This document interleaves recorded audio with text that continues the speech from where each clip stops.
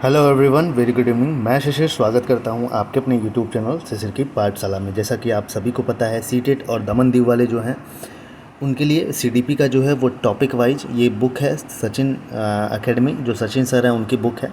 तो previous year के questions या तो मैं ऑफिशियल पेपर लेके आता या तो ये है। तो इसमें सारी चीज़ें टॉपिक वाइज दी गई हैं, इसलिए मैं करा दे रहा हूँ आपके लिए। बहुत हेल्पफुल होगी सीटेट वाले जो कैंडिडेट हैं, पेपर 1 और पेपर 2 वाले दोनों के लिए। तो पहला टॉपिक कंप्लीट हो चुका है। ग्रोथ एंड डेवलपमेंट से लगभग 100 क्वेश्चन मैंने कराए हैं जो भी आज तक एग्ज़ाम में पूछे गए हैं। तो चलिए स्टार्ट करते हैं। आज दूसरा टॉपिक है हमारा हेरिडिटी एंड एनवायरनमेंट, आनुवंशिकता और पर्यावरण। यहाँ से एक क्वेश्चन हर बार पूछता है। तो चलिए पहले क्वेश्चन पर डिस्कस करते हैं। पहला क्वेश्चन है refers to the process of pre determined unfolding of genetic disposition. आनुवंशिक स्वभाव के पूर्व निर्धारित प्रकटीकरण की प्रक्रिया को संदर्भित करता है। जल्दी से बताइए इसका राइट आंसर। तो बिल्कुल इसको मैच्योरिटी कहते हैं, परिपक्वता कहते हैं। परिपक्वता जो है आनुवंशिक स्वभाव को प्रभावित करती है। अब दूसरे क्वेश्चन पे चलते हैं। यहाँ एक्सप्लेनेशन भी देख लीजिए अगर आपको देखना है। तो जब व्यक्ति शारीरिक, मानसिक और भावनात्मक रूप से विकसित हो जाता है तो उसे परिपक्वता कहा जाता है। बिल्कुल, जब आप फिजिकली, मेंटली, आप आप शारीरिक रूप से, इमोशनली आप जब आपका विकास हो जाता है तो उसको क्या कहते हैं? मैच्योरिटी कहते हैं या मैच्योरेशन कहते हैं। ठीक है। अब क्वेश्चन नंबर 2 पे चलते हैं। Which of the following is determined only by heredity factors. निम्न में से कौन सा केवल वंशानुगत कारकों से निर्धारित होता है? जल्दी से बताइए इसका राइट आंसर। बिल्कुल, ये आंखों के रंग का जो निर्धारण है ये हमारा हेरिडिटी से डिसाइड हो सकता है। आंखों का रंग भाई बिल्कुल मेलानिन की मात्रा से डिसाइड होता है। तो जो वंशानुक्रम में आंखों का रंग है वो विभिन्न जीन्स के माध्यम से होता है। अब क्वेश्चन नंबर 3 है, विच of the following statement is correct regarding influence of heredity and environment on development. तो आइए इसका देखते हैं। तो आनुवंशिकता और पर्यावरण के विकास पर प्रभाव के संदर्भ में निम्न में से कौन सा कथन सही है? जल्दी से आपको ये बताना है। तो बिल्कुल इसका राइट आंसर 4 हो जाएगा भाई। आनुवंशिकता और वातावरण दोनों ही एक जटिल रूप से विकास को प्रभावित करते हैं। तो जो हमारा डेवलपमेंट है equal to heredity into environment. ठीक है, तो दोनों को प्रभावित करता है। अब चलते हैं नेक्स्ट क्वेश्चन पे। विच of the following factor is personal factor which influence learning. इसमें से कौन सा पर्सनल फैक्टर है जो लर्निंग को इन्फ्लुएंस करता है? तो निम्नलिखित में से कौन सा व्यक्तिगत कारक है जो अधिगम को प्रभावित करता है? तो बताइए जल्दी से, ऑप्शन देख लीजिए।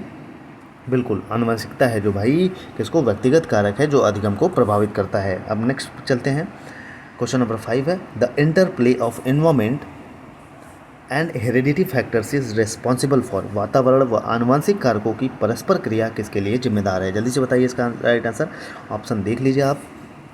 तो बिल्कुल शारीरिक, सामाजिक व संज्ञानात्मक विकास जो है किसको, वातावरण और आनुवंशिक कारकों की परस्पर क्रिया का जिम्मेदार है। क्वेश्चन नंबर 6 है, learning is significantly affected by personal as well as environmental factors. Which of the following statement is correct in this context. तो बताना है आपको, जल्दी से बताना है। अधिगम व्यक्तिगत और पर्यावरणीय कारकों से महत्वपूर्ण रूप से प्रभावित होता है। इस संदर्भ में निम्नलिखित में से कौन सा कथन सही है? जल्दी से बताइए। अभिरुचि और अभिवृत्ति दोनों व्यक्तिगत कारक हैं। बिल्कुल यही इसका राइट आंसर हो जाएगा। अब आगे चलते हैं। Cognitive development among children is the result of. जो बच्चों में संज्ञानात्मक विकास किसका परिणाम है ये आपको बताना है। जल्दी से बताइए। तो इसका राइट आंसर तीसरा हो जाएगा। आनुवंशिकता और वातावरण की पारस्परिक क्रिया है जो किसका परिणाम है? बच्चों में संज्ञानात्मक विकास का। अब आगे चलते हैं।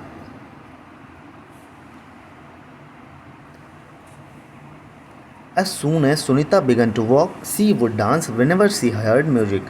Her parents clapped when she danced and encouraged her to imitate dancing by children on the TV shows. Soon Sunita started to dance quite well. देखिए ये क्या कहता है, जब सुनीता ने चलना शुरू किया था तो वह तब भी संगीत सुनती थी, नृत्य करना शुरू कर देती है। जब भी संगीत सुनती थी तो डांस करना चालू कर देती थी। जब वह नृत्य करती थी तो माता पिता ताली बजाते थे और टीवी कार्यक्रम में नृत्य कर रहे बच्चों की नकल करने के लिए कहते हैं। सुनीता ने बहुत जल्दी ही नृत्य अच्छी तरह से करना सीख लिया। तो यह उदाहरण किस विकास के सिद्धांत को दर्शाता है? जल्दी से बताइए। ये खूब क्वेश्चन ऐसे पूछे जाते हैं। तो बिल्कुल विकास की आनुवंशिकता और परिवेश के बीच अंतःक्रिया का परिणाम है भैया ये, जो बच्ची डांस सीख पा रही है अच्छे से। अब आगे चलते हैं। Which of the following is definitely pre determined by genetics heredity, जल्दी से बताइए इनमें से कौन सा पूर्णतः आनुवंशिकी द्वारा पूर्व निर्धारित होता है। जल्दी से बताइए इसका राइट आंसर। इसका राइट आंसर दूसरा हो जाएगा, आंखों का रंग। ये देखिए क्वेश्चन रिपीट हुआ है, ठीक है। Language development among childrens gets influenced by, बच्चों में भाषा विकास किससे प्रभावित होता है। जल्दी से बताइए। तो बिल्कुल आनुवंशिकता एवं पर्यावरण दोनों से बच्चे का भाषा विकास प्रभावित होता है। नेक्स्ट चलते हैं क्वेश्चन नंबर 11 पे। Physical traits of colour of eyes and hair are. तो देखिए ये फिर वही क्वेश्चन पूछ लिया है। शारीरिक लक्षण जैसे आँखों का रंग, ऊंचाई, बालों का रंग, ये क्या है भैया। तो इसका राइट आंसर हो जाएगा वंशानुगत होते हैं, ठीक है। अब आगे चलते हैं। Which of the following statement is regarding the role of heredity and environment in child development is correct. जल्दी से बताना है कि कौन सा फॉलोइंग स्टेटमेंट है जो हेरिडिटी और एनवायरमेंट चाइल्ड डेवलपमेंट में सही है। तो जल्दी से बताइए। तो बाल विकास में आनुवंशिकता और परिवेश की भूमिका के संदर्भ में निम्नलिखित में से कौन सा कथन सही है, यही आपको बताना है। जल्दी से बताइए। इसके दो ऑप्शन और देख लीजिए जल्दी से। तो इसका राइट आंसर जो हो जाएगा चौथा हो जाएगा, विकास के विभिन्न क्षेत्रों में आनुवंशिकता और परिवेश के सापेक्ष प्रभाव अलग अलग होते हैं, ठीक है। अब आगे चलते हैं। क्वेश्चन नंबर 13 है, children acquire language since they are genetically predisposed to do so and the environment does not play any role in it. जल्दी से बताना है ये आपको।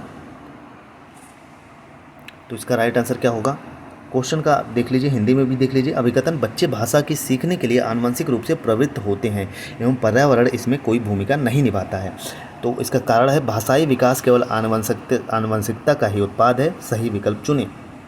जल्दी से सही चुनना है हमें। तो इसका राइट आंसर चौथा हो जाएगा, ए और आर दोनों गलत हैं इसमें, ठीक है। अब आगे चलते हैं। क्वेश्चन नंबर 15 है, विच of the following factors contributes towards overall development of a child. निम्न में से कौन सा कारक बच्चे के संपूर्ण विकास के लिए जिम्मेदार है। जल्दी से बताइए।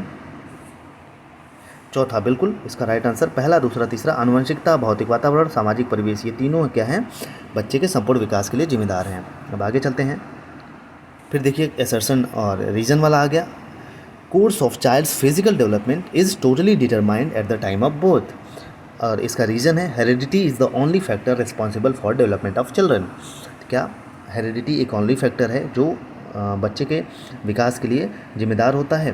तो हिंदी में देखते हैं, एक बच्चे के शारीरिक विकास की दिशा पूरी तरह से उसके जन्म के समय निश्चित हो जाती है।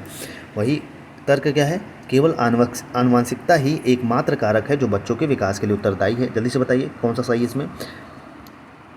तो चौथा भाई, ए और आर दोनों गलत हैं, ठीक है। वातावरण और पर्यावरण और आनुवंशिकता दोनों विकास को प्रभावित करते हैं। अब चलिए फिर पूछ लिया भैया assertion, delay in achievement of development milestone by children can be directly attributed to heredity. इसका रीज़न है, environmental factors do not play any role in development. जल्दी से बताइए इसका राइट आंसर भैया।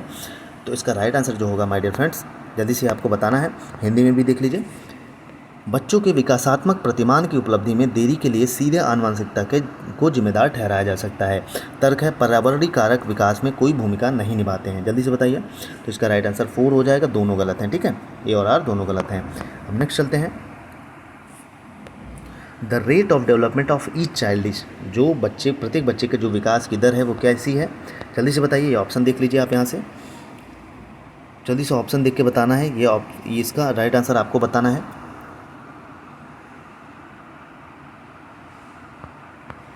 प्रत्येक बच्चे की जो विकास की दर है वो क्या होती है।